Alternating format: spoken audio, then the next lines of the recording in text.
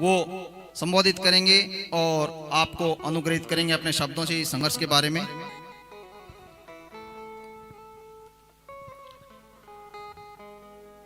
मंच पर विराजमान इस आज की सभा के अध्यक्ष महोदय मनोज न्यांगली साहब और मंच पर पदासीन अन्य महानुभावगण, पत्रकारगण और आज की फाइट फॉर राइट के संयोजक वेदपाल जी और मार्गदर्शक इनके हरदीप जी सुनरिया साहब। ये फाइट फॉर राइट की जो लड़ाई है, ये एक शोषित वर्ग तो नहीं कहूंगा, पर एक वंचित वर्ग जो बेरोजगार है उनके लिए लड़ी गई थी। और जो सुंदरिया परिवार है, कहीं ना कहीं इनके जहन में एक अत्याचार वर्ड भी मैं यूज नहीं करूंगा, पर ये जो एक शोषित वर्ग और एक भ्रष्टाचार का जो एक ढांचा क्रिएट हो रखा है, इसके खिलाफ लड़ने की इनकी खून में इनके जो एक इनके पैदाइश इनको मिला है, उसकी बदौलत इन्होंने इस मिशन को आगे लेके गए। शुरू में जब मैं इनसे मैं बहुत ज्यादा परिचित नहीं था, जब मुझे इस बात का इन्होंने मुझसे इससे परिचय करवाया कि हमने इस ढंग से एक बहुत बड़ी लड़ाई लड़ी थी नकली चोट प्रकरण को, तो मैं एकदम स्तब्ध रह गया इनकी बात सुन के कि ऐसा भी कहीं होता है क्या। क्योंकि मैं वकालत के प्रोफेशन में था, तो हम तो एक खाली कागज पे जो लिखा होता है उसको देखते हैं, उसको पढ़ते हैं, उसके हिसाब से हम आर्ग्यूमेंट करते हैं। ग्राउंड रियलिटी क्या होती है उसके बारे में बहुत कुछ मालूम नहीं होता है। जब वेदपाल जी और हरदीप जी ने पहली बार मुझे बताया कि इस ढंग से हमारे एरिया के अंदर जो पर्टिकुलर राजगढ़ एरिया है जो हरियाणा बॉर्डर पे है, इसमें बहुत एक इस ढंग के एक प्रकरण चलता है, उसको देखते मैं स्तब्ध रह गया। और इनकी उस बात को, उनकी इस चीज को देख के मुझे लगा कि रियल में इनके अंदर एक भ्रष्टाचार से संघर्ष करने की बहुत बड़ी इनके अंदर एक ललक है, इच्छा इनकी है कि विल पावर है। उसकी बदौलत उन्होंने उस चीज को भी मुकाम हासिल किया। मेरा इनसे कोई बहुत बड़ा परिचय नहीं था, पर इनका कहते हैं कि जो गुरु जो प्रथम वक्ता थे गुरुदेव, उन्होंने बताया कि आप एक उद्देश्य को, पवित्र उद्देश्य को लेकर के चलते हैं तो कारवां बढ़ता जाता है। और आपके साथ ऐसे ऐसे लोग शामिल होते रहते हैं जो एक सामान्य एक कॉमन उद्देश्य रखते होते हैं, सभी एक पवित्र उद्देश्य रखते होते हैं।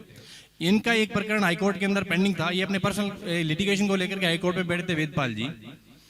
मैं किसी केस को पैरवी को लेकर के कोर्ट में आर्ग्यूमेंट कर रहा था। ये एक जो हरियाणा वाला प्रकरण था उसको लेकर के इन्होंने लिटिगेशन फाइल कर दिया था, पर इनको एक कोई सक्सेसफुल रिजल्ट नहीं मिल रहा था। मैं मेरे दूसरे केस की पैरवी के लिए कोर्ट में डाइस पे था।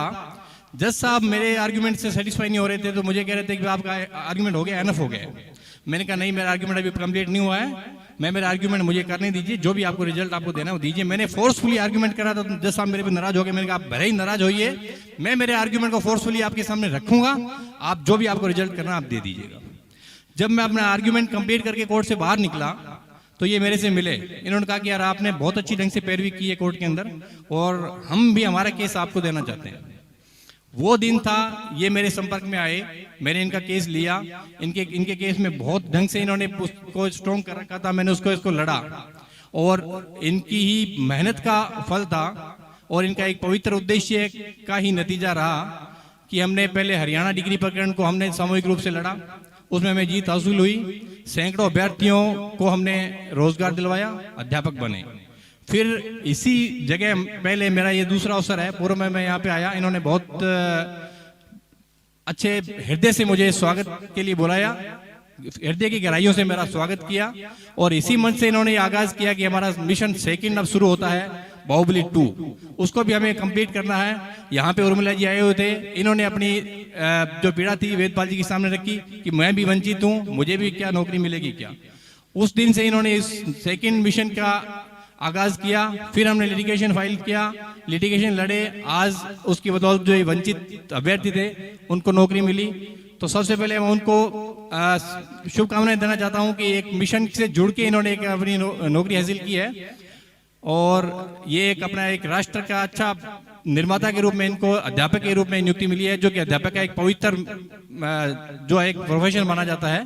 तो मैं इनसे कहूंगा कि अपने प्रोफेशन के प्रति अपने पूरे कर्तव्य का पालन करते हुए एक अच्छे राष्ट्र का निर्माण करें।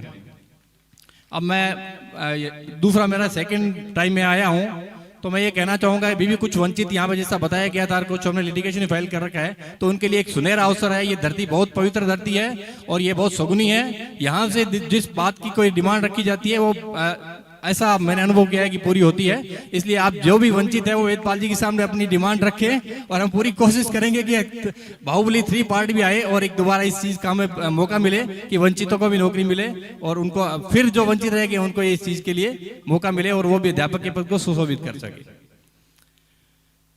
तो वेदपाल जी का मैं बहुत बहुत हृदय की गहराइयों से आभार व्यक्त करता हूं कि उन्होंने मुझे इसके काबिल समझा और मुझे यहाँ पे बुलाया और इतना मुझे आत्म सम्मान दिया, उसके लिए धन्यवाद।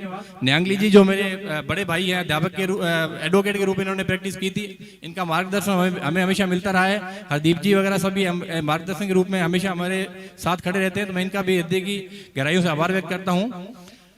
समरवीर जी का मैंने नाम काफी सुन रखा था सुप्रीम कोर्ट में, जो इनसे आज मेरा परिचय हुआ, इनसे मिलकर भी काफी अच्छा लगा मुझे। तो हमारी एक चेन जो एक कड़ी सुप्रीम कोर्ट तक जो कंप्लीट हो चुकी है, तो इसलिए हम अब ये मानते हैं कि फाइट फॉर राइट की टीम ने 4 कॉर्नर से काम करती है, अप टू ग्राउंड लेवल से लेकर के अप टू सुप्रीम कोर्ट तक। हमारे पास एक मैकेनिज्म अवेलेबल है कि हम न्यायपालिका से न्याय दिलाने का भरसक प्रयास करेंगे।